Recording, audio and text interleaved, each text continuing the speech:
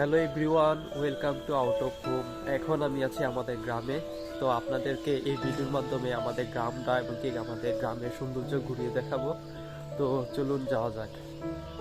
এখন আমি যে রাস্তায় আছি এইটা আমাদের এলাকার প্রধান রাস্তা। এই রাস্তা দিয়ে আমাদের 3টি পাড়াতেই যাওয়া যায়। এটা হলো আমাদের নয়া পুষ্কিনী পাড়, যেটা আমরা নয়া পুষ্কিনী পাড় নামে ডাকি। এই যে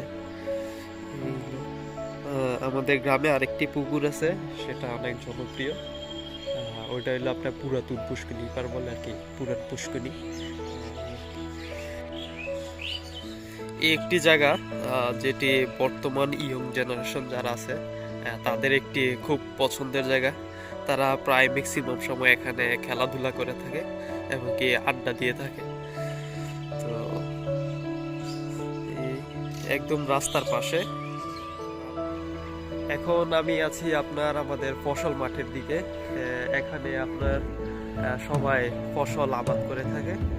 তো আমি এখন হেঁটে যাচ্ছি আপনার ভুট্টা ক্ষেতের পাশ দিয়ে। এইগুলোতে আপনার ভুট্টা চলে আসছে, এগুলোতে মাশাআল্লাহ ভালো ভুট্টা আসছে। এখনো অনেক সকাল, পরিবেশ একদম নীরব ঠান্ডা। গ্রামে যেই মজাটা খুব সকালেই বেশি উপভোগ করা যায়, যা শহরে হয় না আর কি। এখানে কিছু সুন্দর সুন্দর ফুল দেখা যাচ্ছে, যেগুলো আমি সয়াবিন ফুল হিসাবে চিনি। এই ফুলগুলোতে অনেক কাঁটা আছে, যেগুলো অনেক কাঁটাযুক্ত ফুল। এই ফুলের মাঝে যে ভিতরে আপনার কিছু বিচি হয়, যে বিচি থেকে মনে হয় সম্ভবত তেল হয়। আর এগুলা প্রায় সময় আপনার টিয়া পাখি এসে খেয়ে থাকে। এই যে দেখুন, বলতে না বলতেই এনে একটা টিয়া পাখি আছে, আপনাদেরকে দেখানোর চেষ্টা করি, জুম দিয়ে দেখি আসে কিনা। আসলে আমি সারপ্রাইজ, কারণ এরকম পরিবেশ আমি অনেক দিন ধরে উপভোগ করতেছিলাম না। ফজর নামাজের পর বের হলাম, ভালোই লাগতেছে।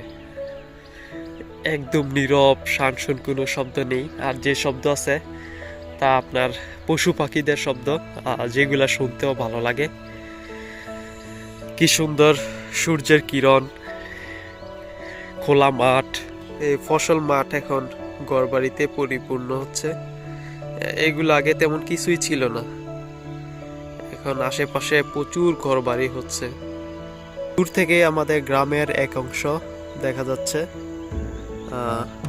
আমি এখন আমাদের গ্রাম থেকে অনেকটা দূরে। এই খালে ছোটবেলায় প্রচুর মাছ পাওয়া যেত, যেটা এখন মনে হয় না পাওয়া যায়।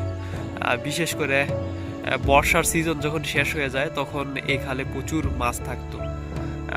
আশপাশ গ্রামের সবাই এখানে চলে আসতো মাছ ধরার জন্য।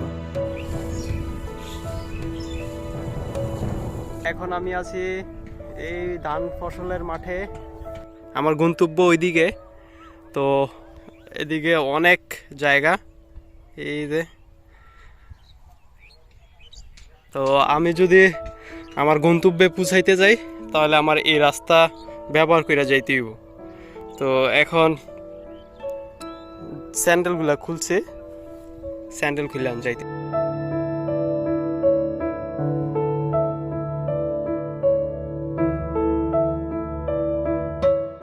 এতক্ষণ ভালোই লাগছিল যে অনেকদিন পর এই খালি পায়ে হাঁটা বিষয়টা। এখন মনে হচ্ছে এখানে আডু ঘমান পা ডাববে। তো দেখি কি অবস্থা হয়।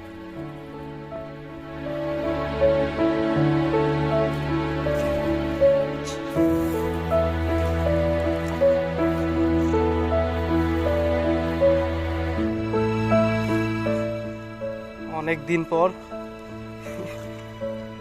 আসছি, অনেক দিন পর, কত বছর জানি সম্ভবত মনে নাই, দীর্ঘ বছর পর এইভাবে হাঁটা।